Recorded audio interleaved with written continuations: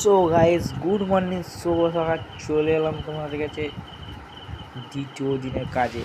কালকে ঢালাই হয়েছিল, আজকে শরীরতে গাঁথনি হবে আর প্লাস একটা কলম ঢালাই বাকি ছিল, সেটা ঢালাই হবে।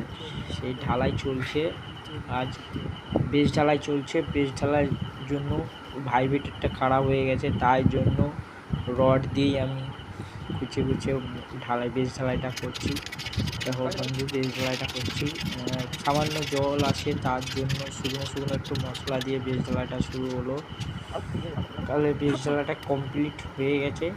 বেশ ঢালাইয়ের সময় বন্ধুরা কেউ নিচে নামবে না, কারণ নিচে নামলে আপনারা মানে পায়ে প্রচণ্ড গেড়ে যেতে পারে। বেশ ঢালাইটা 1 ফুট হয়, ওই জন্য একটা বাঁশের মাথায় তক্তা দিয়ে ঠিক করে দেবেন।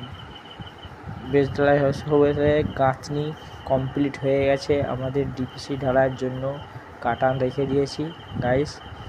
পুরো গাঁথনি হয়ে গেছে, কালকে সেন্টারিং হয়ে ডিপিসি ঢালাই হবে।